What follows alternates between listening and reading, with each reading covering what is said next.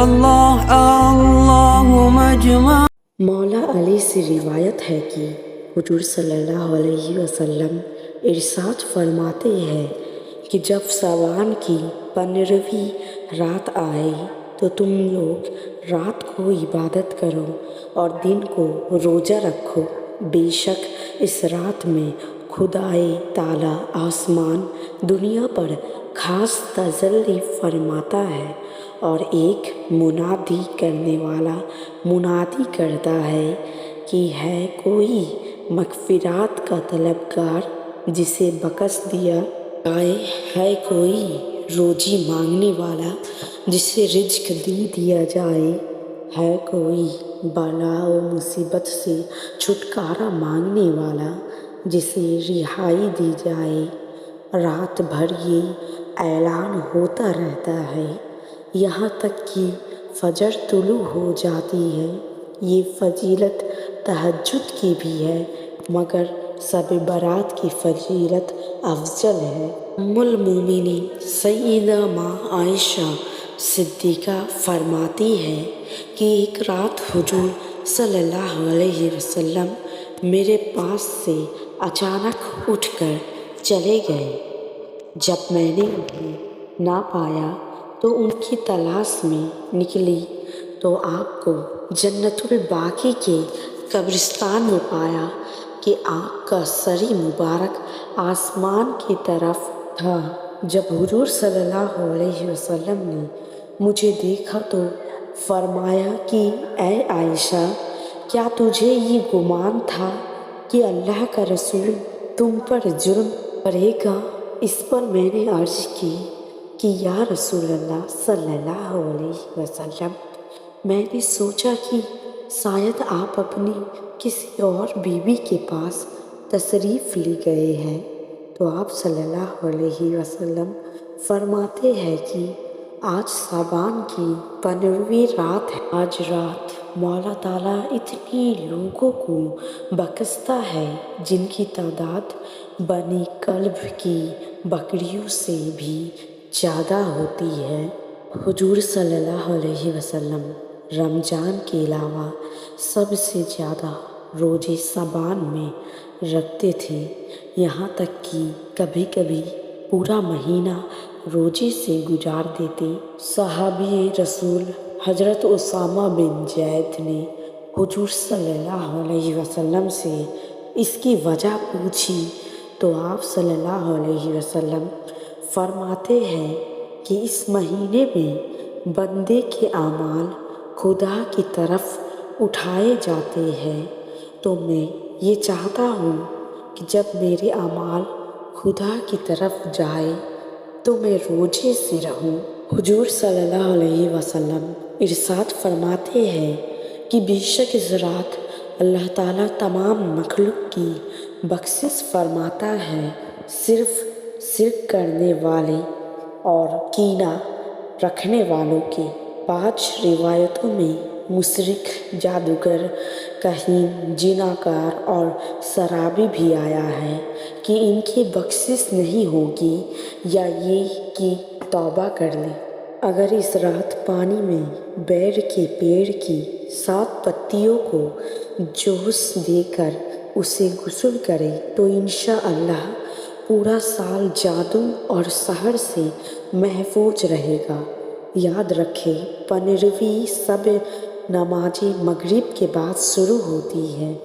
حضور صلی اللہ علیہ وسلم ارشاد فرماتے ہیں کہ ایک نفل روزے کا ثواب اتنا ہے کہ اگر پوری روئی زمین سونا سے بھر دی جائے تب بھی پورا نہ ہوگا۔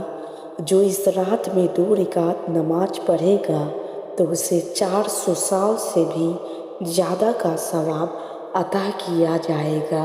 نمازیں اس رات میں بہت ہیں اور سب کی اپنی اپنی فضیلت ہے، مگر یاد رکھیں کہ نفل عبادتیں جتنی بھی ہیں، چاہے وہ نماز ہو یا روزہ، اسی وقت قبول ہوگی جبکہ فرض باقی نہ ہو، لہٰذا اس کی نماز قضا ہو وہ قضائے عمری پڑھے، اور جن کا رمضان کا روزہ قضا ہو وہ اس روزے کے بدلے رمضان کے روزے کی قضا کی نیت کریں۔ جن کی بہت زیادہ نمازیں قضا ہوں اس کو آسانی سے ادا کرنے کے لیے سرکار اللہ حضرت رضی اللہ تعالیٰ عنہ سے فرماتے ہیں کہ قضا نماز ادا کرنے کا طریقہ: ایک دن کی 20 رکعت نماز پڑھنی ہوگی۔ 5 وقت کی فجر اور عشاء کی وتر نیت یوں کریں: سب میں پہلی وہ فجر جو مجھ سے قضا ہوئی، اللہ اکبر کہہ کر نیت باندھ لے۔ یوں ہی فجر کی جگہ ظہر، عصر، مغرب، عشاء، وتر صرف نمازوں کا نام بدلتا رہے۔ قیام میں ثنا چھوڑ دیں اور بسم اللہ سے شروع کریں۔ بعد سورہ فاتحہ کے کوئی سورہ ملا کر رکے رکھیں اور رکوع کی تسبیح صرف ایک بار پڑھیں۔ پھر یوں ہی سجدوں میں بھی ایک بار ہی تسبیح پڑھیں۔ اس طرح 2 رکعت اور قیام کرنے کے بعد ظہر، عصر، مغرب اور عشاء کی تیسری اور چوتھی رکعت کی قیام میں صرف 3 بار سبحان اللہ کہیں اور رکوع کریں۔ آخری 2 قاعدے میں اتحیات کے بعد درود ابراہیم اور دعائے مسورہ کی جگہ صرف اللہم صلی علی سیدنا محمد وآلہ کہہ کر سلام پھیر دیں۔ وتر کی 3 رکعت میں سورہ ملے گی مگر دعائے قنوت کی جگہ صرف اللہم مغفر لی کہہ لینا کافی ہے۔ حضرت عبداللہ بن عباس فرماتے ہیں، مومن کی روح روزے عید، روزے عاشوراء، ماہ رجب کے پہلے جمعہ اور شب برات کو اپنے گھر آ کر باہر کھڑی رہتی ہے اور کہتی ہے، آج رات صدقہ کر کے ہم پر مہربانی کرو، چاہے ایک روٹی ہی صحیح، کیونکہ ہم اس کے محتاج ہیں۔ اگر وہ ایصال ثواب نہ کرے تو روح حسرت کے ساتھ لوٹ جاتی ہے۔ ام المومنین سیدہ ماں عائشہ صدیقہ فرماتی ہے کہ حضور صلی اللہ علیہ وسلم کو کھانے میں حلوہ اور شہد بہت پسند تھے۔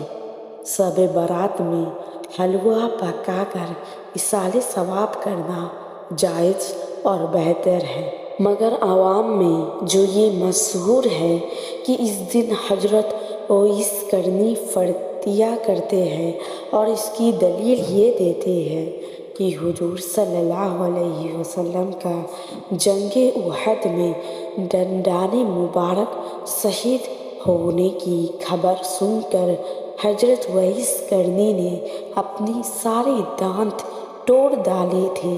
یہ روایت صحیح نہیں ہے، بلکہ شب برات اور حضرت اویس کرنی میں کوئی کنیکشن نہیں ہے۔ ہاں رہی بات ایصال ثواب کی تو بالکل حضرت اویس کرنی کا نام بھی نظر میں شامل کیا جائے، اس میں کوئی حرج نہیں، مگر لوگوں کی صلاح کی جائے کہ بے اصل باتوں سے پرہیز کریں۔ یوں ہی فاتحہ وغیرہ نذر و نیاز پر کہ بے اصل باتوں سے پرہیز کریں۔ یوں ہی فاتحہ نذر و نیاز ہر اس چیز پر کر سکتے ہیں جس کا کھانا جائز ہے، اس کے لیے کسی خاص کھانے کی قید لگانا بھی درست نہیں ہے۔ جس کے جو دل میں آئے پکا کر ایصال ثواب کرے۔ فاتحہ مرد و عورت میں کوئی بھی دے سکتا ہے، بہتر ہی جو صحیح قرآن پڑھ سکتا ہو وہی فاتحہ دے۔ طریقہ یہ ہے، سورہ فاتحہ ایک بار، سورہ کافرون ایک بار، سورہ اخلاص 3 بار اور سورہ فلق، سورہ ناس ایک بار۔ ان کے علاوہ بھی قرآن کی جو بھی آیات سورت یاد ہو پڑھ سکتے ہیں۔ اب ہاتھ اٹھا کر بسم اللہ شریف اور درود پاک پڑھیں، اس کے بعد اس طرح بخشیں اور یوں کہیں کہ یا رب کریم جو کچھ بھی میں نے ذکر و اذکر درود و تلاوت کی یا جو کچھ بھی نذر و نیاز پیش ہے، ان میں جو بھی کمیاں رہ گئی ہو انہیں اپنے حبیب کے صدقے میں معاف فرما کر اپنی بارگاہ میں قبول فرما۔ مولا ان تمام پر اپنے کرم کے حساب سے اجر و ثواب عطا فرما۔ اس ثواب کو سب سے پہلے میرے آقا مولا جناب احمد مصطحب محمد مصطفیٰ صلی اللہ علیہ وسلم کی بارگاہ رسالت میں پہنچا۔ ان کے صدقے و طفیل سے تمام انبیاء اکرام، صحابہ اکرام، اہل بیت اکرام، اولیاء اکرام، شہداء اکرام، صالحین اکرام، خصوصاً سیدنا سرکار حضور غوث پاک کی بارگاہ میں پہنچا۔ ان تمام کے صدقے سے اس کا ثواب ہند کے رجا میرے خواجہ غریب نواز کی بارگاہ میں پہنچا۔ بالخصوص سلسلہ اہلیہ، قادریہ، برکاتیہ، نقشبندیہ، صابریہ، سہروردیہ، رضویہ، نوریہ کے جتنے بھی مشائخ اکرام ہیں، خصوصاً اعلیٰ حضرت امام احمد رضا خان کی بارگاہ میں پہنچا۔ مولا تمام کے صدقے و طفیل سے ان تمام کے ثواب فلان بن فلان کی روح کو پہنچا۔ حضرت آدم سے لے کر قیامت تک جتنے بھی مومنین مومنات ہوں گے سب کی روح پاک کو اس کا ثواب پہنچا۔ پھر اپنی جو بھی جائز دعائیں ہوں اسے کر کے درود شریف اور کلمہ شریف پڑھ کر چہرے پر ہاتھ پھیرے۔ اللہ اکبر۔